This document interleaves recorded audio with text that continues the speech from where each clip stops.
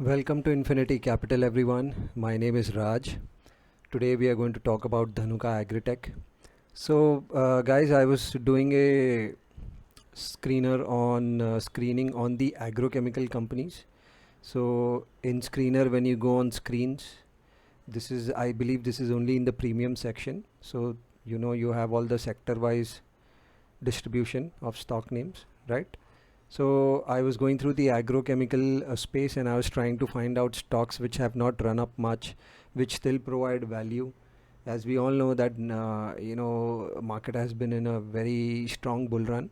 So I'm currently looking to invest in stocks which have accelerating growth and which are available at decent price multiples and other aspects.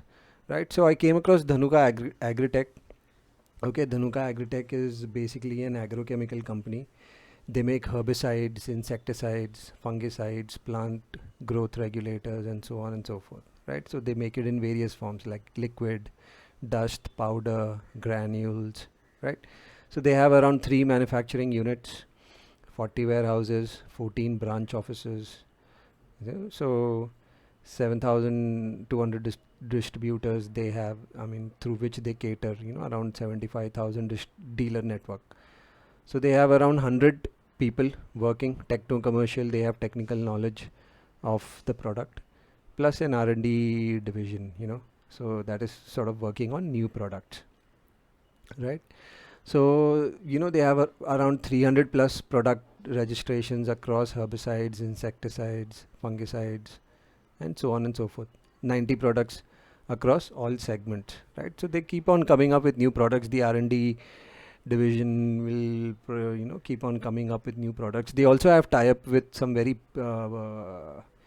no big and known names in the industry, so we'll find that out in the credit rating. I always like to come and look at the credit rating of the company, right? So earlier there were negative credit ratings put on this company. There is a reason for that. We'll read it, right?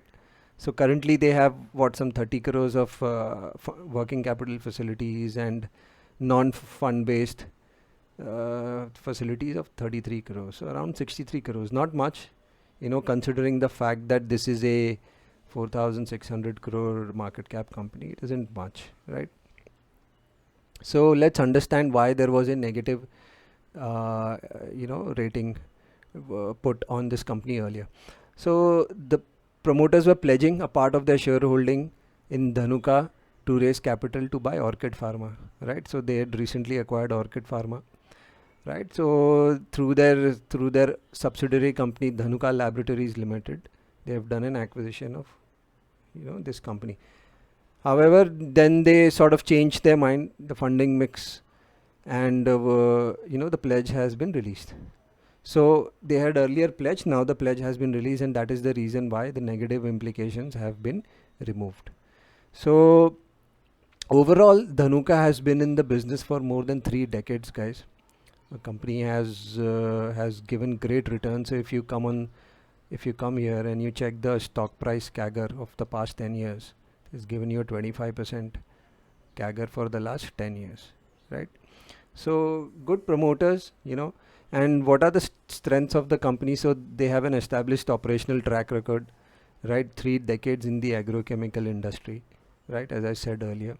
Okay. Then long relation with reputed international chemicals. As we were speaking, they have tied up with Nissan Chemicals, FMC, Hoko Chemicals. So they provide access to specialty molecules. So basically they have a tie up with them. These guys provide them with the know-how, the tech on how to make these products. So they do a tie-up with them. Obviously they give them some money in terms of the patents and whatever and the rights, and they produce these products in India and they sell it here. Okay, so these are the things. What are the credit challenges in the industry? It's a very competitive industry. If we come here in the agrochemical industry, right from the 62,000 crore market cap range, it goes up to the 10 crore market cap range. Very competitive industry, and there are some very well-known names in the industry. There's Sumitomo, Bayer Crop, PI Industries, Rallis, it's the Tata Group company, Bharat Rasayan, You know, they've done very well. If you see the 10-year return, Bharat Rasayan has given you a return of around 63% CAGR, right? So Poshak 65% CAGR, but Poshak is in a different category. They are in Phosgene, and Sharda Cropchem is their very excellent company. Aztec Life Sciences, part of the Godrej Group. So see the returns here, 43% CAGR. So, you know, there's a lot of, even Shivalik Rasayan, it has done very well, right? So another thing about the industry is it's a high working capital industry, right? So, you know, they have to maintain a lot of raw material, and they also have to do some sort of demand forecasting. So because of that, and some of the material is also imported, raw material is also imported from China, right? 20 to 30% of its raw material, you know, so it comes from imports. So that is the reason why they have to do, you know, inventory management. And you know, once if you don't if you don't have the visibility, like you know, last year there was COVID, a lot of supply chain issues have happened with a lot of companies. So you know, that creates a problem. You don't want to be in a space where there is demand and you cannot supply the product, because then you know your market share will be gone. So these are the challenges, you know, in this industry. It's a industry related challenge. It's not a company related challenge. Let's find out the shareholding pattern. 70% is with the promoters, 14% is with DIIs, you know, around 15% or so with the public. But there's you know, in the public shareholding, there is something really interesting. First, what I would like you to pay attention to is, you know, the amount of stake there is with some of the biggest funds: HDFC, DSP Small Cap, IDFC Flexi Cap, you know, some very marquee names here. Only 9% of the stake in the company is out to trade with public, right? That is only 9%. That's extremely good. Government of Singapore holds around 3.43%. So the shareholding pattern looks pretty good, you know. I like this shareholding pattern because, you know, this type of shareholding means that, you know, the sustained up move can happen in the stock. If you don't have enough institution or promoter holding the stock, then you know, sustained up move is very difficult. By sustained up move means stock goes up 70%, it stays there, rather than it just going up 50% and then dropping down again 30%. That happens with a lot of very small market cap companies where, you know, promoters are not holding larger stake in the company. As far as cash flow is concerned, cash flow has almost doubled in the past 6-7 years, you know, constant rise in operating cash flows. Balance sheet, it's a debt free company, okay, no dilution in equity. Also they have around 278 crores of cash on the book. It's pretty robust balance sheet. Profit and loss, I mean, it's just amazing. If you see the sales, they have been constantly going up, right? In the past, since 2015, the sales have almost doubled. Since last year, since 19, sales have gone up by 40%. You know, profits have almost doubled, right? Their margins have gone up. Earlier, they were doing 17 to 19% margin.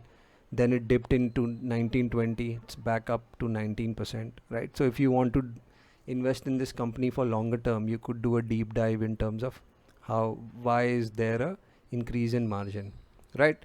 So great numbers, right? Constantly there has been an acceleration. So if you see between 2015 and 2018, the profitability was pretty much stuck between 120 crores, right? So that was also the time when the stock was correcting. So we'll go and check on the technical charts as well. On a PE front, if you'll see, the 5-year median PE is around 21. Stock is trading at a PE of 22. So in my view, you know, it's a good buy at the current valuation. P multiple wise, it's a good buy.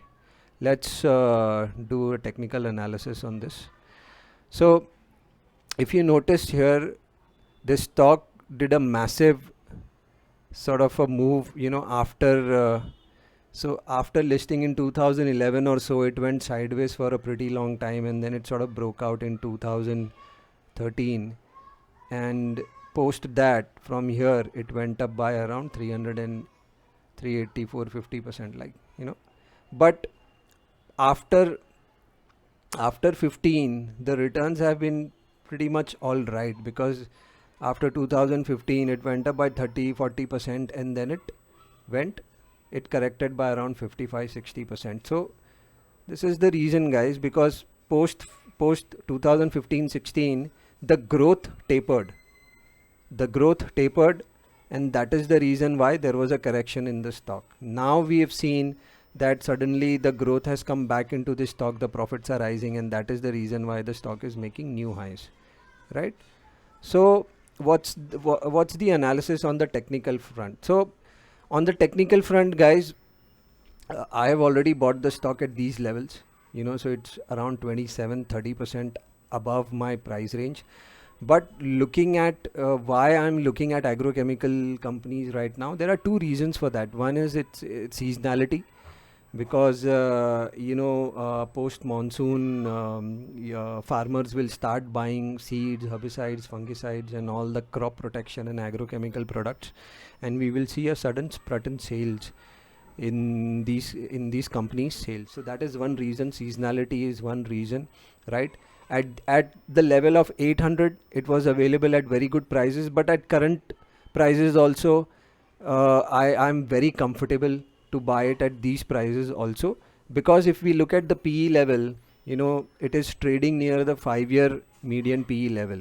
So in my opinion, the stock is still decently valued, right, in terms of PE. Now what is the strategy here?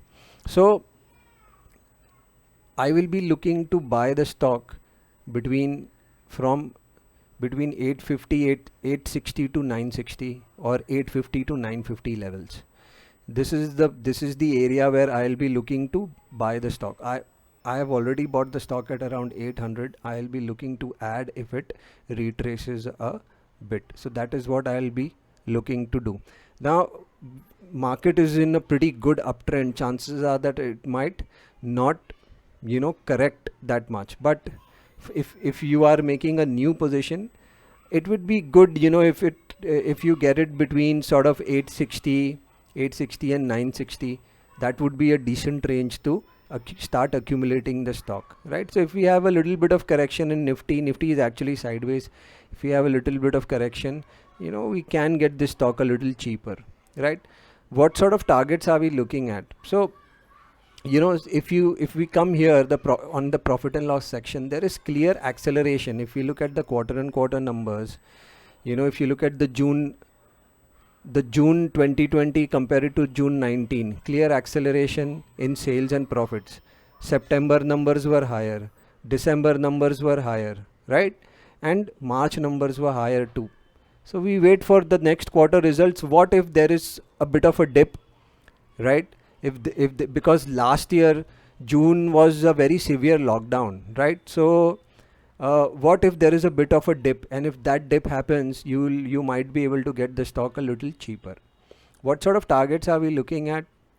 Looking at the fact that most agrochemical numbers are coming in pretty good, and some of the stocks have already started breaking out. I'm looking at a 50 to 60% rise, you know, from these levels. So I'll be looking to accumulate between 850 and 950, 850 and 960 levels. These are the levels that, you know, I'll be looking to accumulate this stock.